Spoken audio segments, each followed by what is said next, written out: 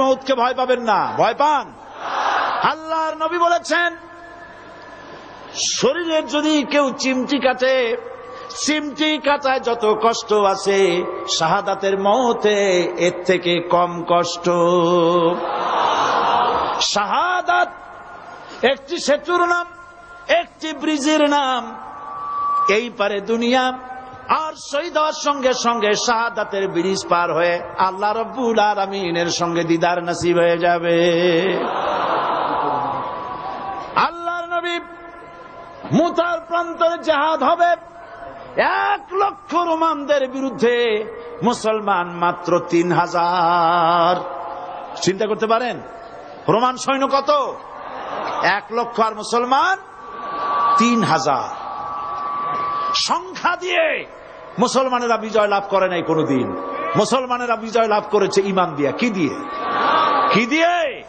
ঈমান দিয়ে। সুতরাং আপনি ভারতকে বলে দিতে পারেন, ভারতকে আপনি বলে দিতে পারেন, ভারত তোমার জনশক্তি বেশি, ভূখণ্ড বড়, তোমার অস্ত্র বেশি, সব তোমার থাকতে পারে, কিন্তু তোমার চাইতে আমার একটা অস্ত্র অনেক অনেক অনেক বড়।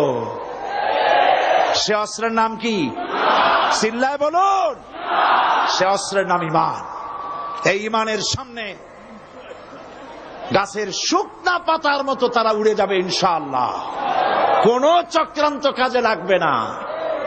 নবীজি জিহাদের জন্য মুসলমানদেরকে তৈরি করলেন, আর বললেন, এই জিহাদের প্রধান সেনাপতির দায়িত্ব আমি দিলাম আমার পালক পুত্র যায়েদ। যায়েদ কোথায়? তিনি বললেন, লাব্বাইক হুজুর, আমি হাজির আছি।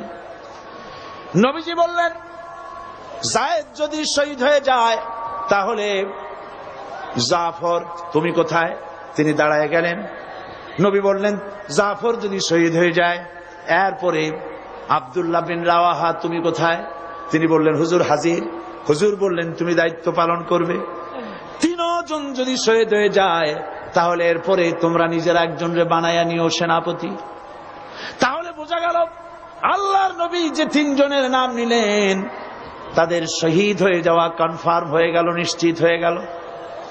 হুজুর বললেন, যাদের নাম আমি নিলাম বাড়ি চলে যাও, বিদায় নিয়ে আসো মা বাপ স্ত্রীর কাছ থেকে। না জেনে হঠাৎ করে গুলি খেয়ে মরা আর জেনে শুনে মরা, 2 মরা কি একরকম?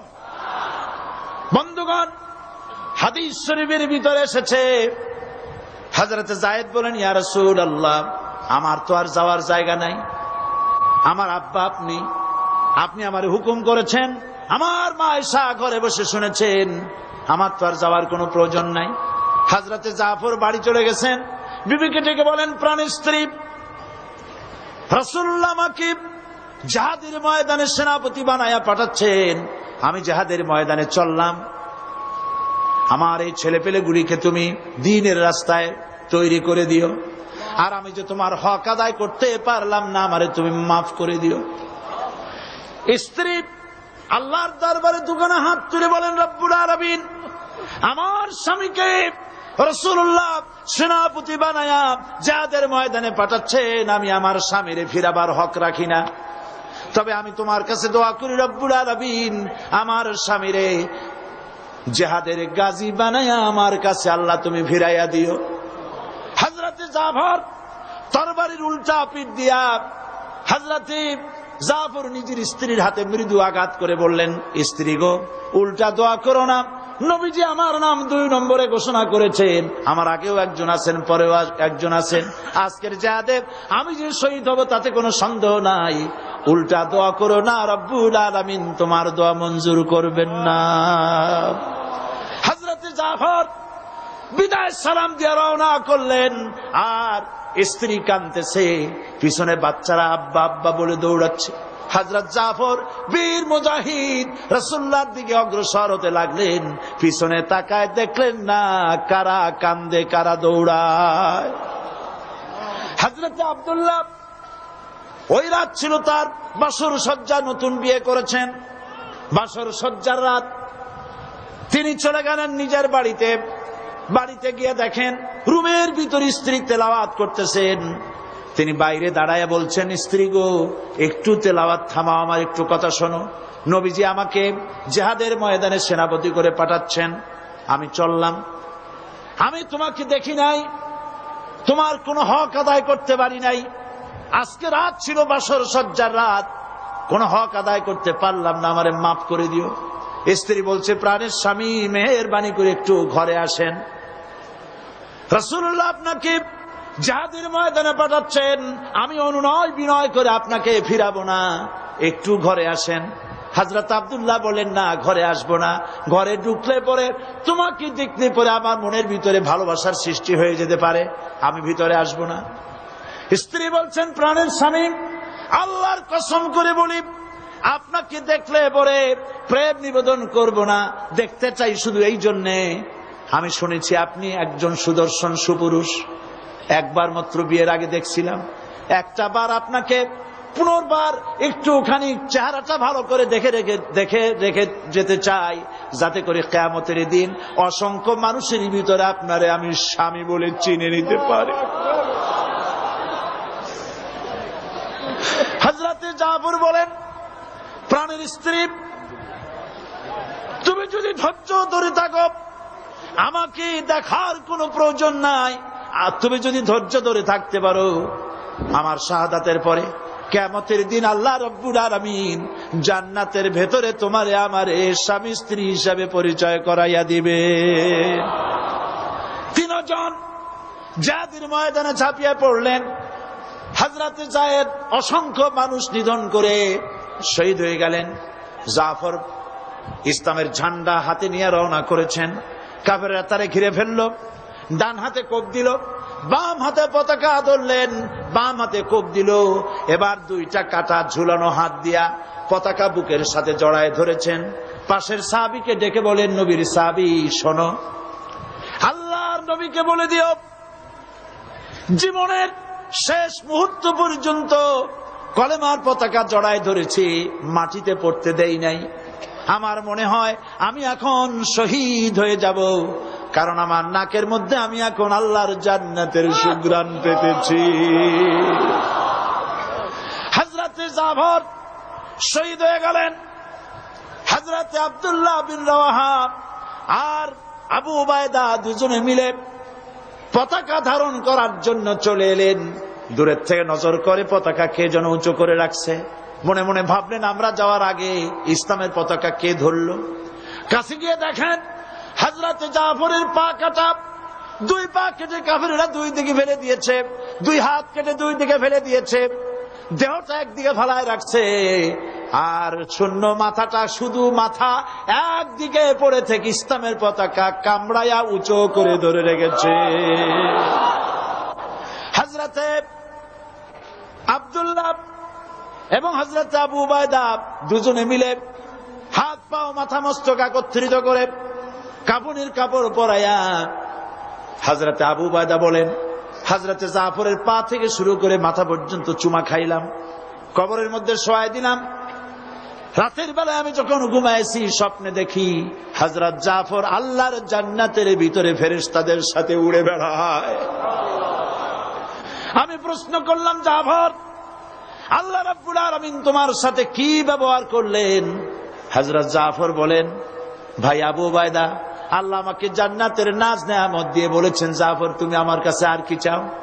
আমি বলেছি, আল্লাহ কিচ্ছু চাই না, আর একবার জমিনে পাঠায় দাও, তোমার দিন কায়েমের জন্য কাফেরদের বিরুদ্ধে লড়াই করে জীবনটা আর একবার দিয়ে আসি। আমার বন্ধুগণ, আল্লাহর দিন কায়েমের জন্য, আল্লাহর দিন কায়েমের জন্য রক্ত দেওয়ার জন্য প্রস্তুত থাকতে হবে। আল্লাহর রাসূল নিজে রক্ত দিয়েছেন, রাসূল নিজে রক্ত দিয়েছেন, সাহাবায়ে কেরাম দিয়েছেন, তাদের রক্তের বিনিময় ইসলাম এই পর্যন্ত এসেছে। আজ পৃথিবীতে 140 কোটি মুসলমান এই পৃথিবীতে বসবাস করে, কিন্তু মুসলমানের সেই ইজ্জত আজ আর নাই। ঠিক কিনা? ঠিক কিনা? ও মুসলমান, মুসলমান হিসাবে গর্ববোধ করো। আমাদের পরিচয় কি? আমাদের পরিচয় কি?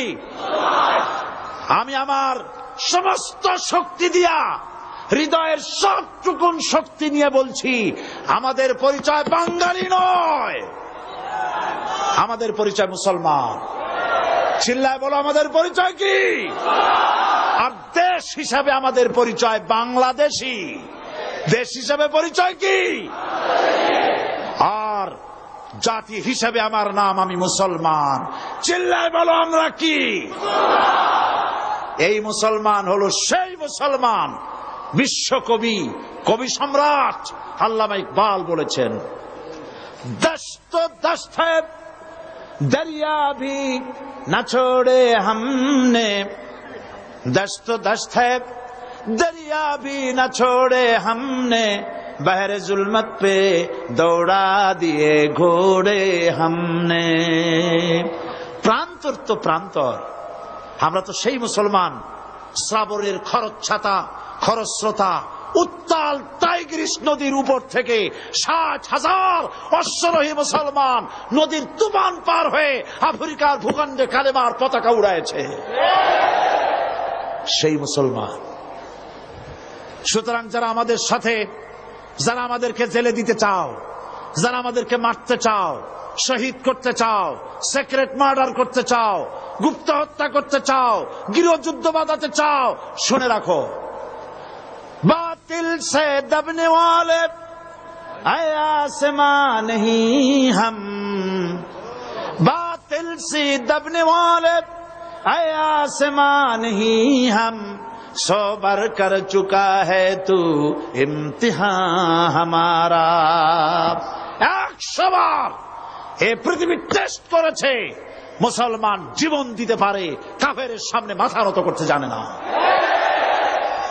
সুতরাং ভারতের পা চাটা গোলাম, ভারতের পা চাটা খরিদ করা গোলাম সরকারকে বলছি, মুসলমানদের ঈমান নিয়ে খেলা করবেন না, কোরআনের মাহফিলে বাধা দিবেন না।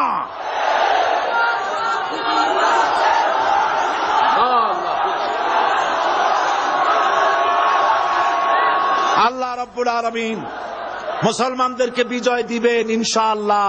বলেন ইনশাআল্লাহ, বলেন ইনশাআল্লাহ। শাহী জুমা মসজিদ, জুমা মসজিদে পুলিশ পাহারা দিতে হবে কেন? জুমা মসজিদে জুতা পায়ে দিয়া ঢুকলো কারা? আমি গতকাল বলেছি, আমার সাধারণ পুলিশের কোনো দোষ নাই, তাদের কোনো অন্যায় নয়, লাঠি যার হাতে যায় তার কথাই বলে, এটাই স্বাভাবিক।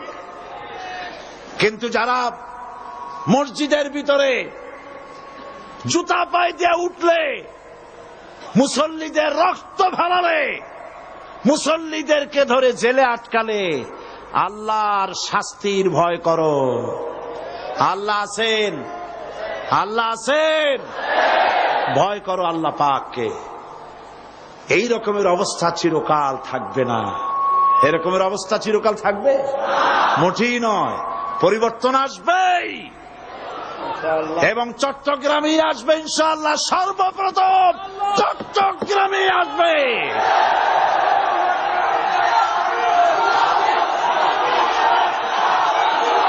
আজ আপনারা দেখতে পাচ্ছেন না, আপনারা দেখতে পাচ্ছেন না, স্টেডিয়ামের ভেতরে বীর চট্টলার 1400 বছর আগের খাদিজা আয়েশা দিয়ে এই স্টেডিয়ামের ময়দান 50,000 উপর মেয়ে লোক দিয়ে ভরে গেছে।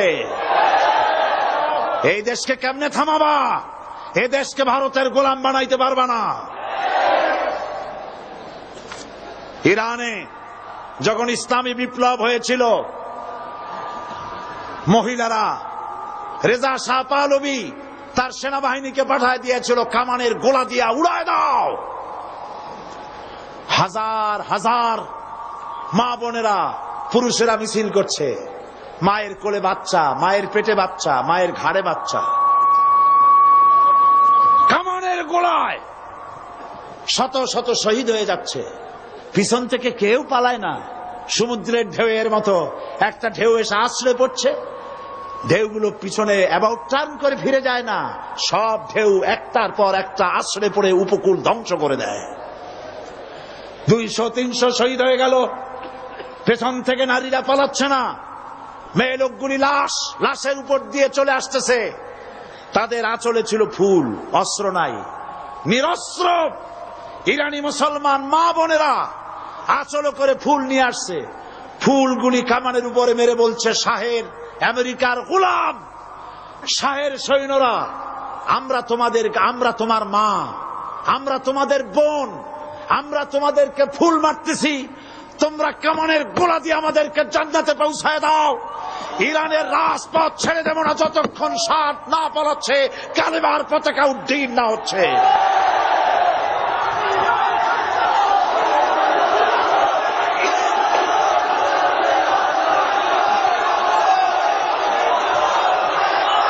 সুতরাং ভারতের পাঁচটা গোলাম সরকারকে বলতে চাই, আজকের এই দৃশ্য চোখে দেখো, তাকায় দেখো, যদি প্রয়োজন হয় চট্টগ্রামের মা বোনেরা ঘর ছেড়ে রাস্তায় বেরিয়ে আসবে। ঢাকা, সিলেট, খুলনা সমস্ত শহর বাংলাদেশ অচল হয়ে যাবে। মুসলমানদের ইমান পরীক্ষার আগুন পরীক্ষার ক্ষেত্রে এগিয়ে এসো না, মুসলমানদের ইমানের পরীক্ষা নিতে চেও না। আল্লাহর দ্বীন বাংলাদেশের জমিনে প্রতিষ্ঠা হবেই হবে ইনশাআল্লাহ। সেই সুযোগ আল্লাহ যেন দান করেন, বলেন আমিন। সুতরাং আল্লাহ পাকের লা ইলাহা ইল্লাল্লাহর কালেমা, এই কালেমা প্রতিষ্ঠা করার জন্য রক্ত দিতে হতে পারে, জান দিতে হতে পারে, শহীদ হতে পারে, প্রয়োজন হলে সকলকেই ওই পথে যেতে হবে। তারপরেও বাংলাদেশে কোরআনের রাজ কায়েম করতে হবে। সরকারকে বলছি, আলেমদের গায়ে আর হাত দিবেন না। মুফতি ইজহার সাহেবের সঙ্গে বেয়াদবি করেছেন। তিনি আলেমদের ওস্তাদ, হাজারো আলেমদের ওস্তাদ, তিনি কওমি মাদ্রাসার আলেম। আমি জীবনেও কওমি মাদ্রাসায় পড়িনি, আলিয়ায় পড়েছি। মনে করবেন না আমাদের মধ্যে দুশ্মনী আছে, কারো গায়ে হাত দিলে আর একজন কথা বলবে না। আর একজন বাংলাদেশের আর একজন আলেমের গায়ে যদি সরকার হাত দেয়, বাংলাদেশ দাবানলের মতো দাউ দাউ করে আগুন জ্বলবে।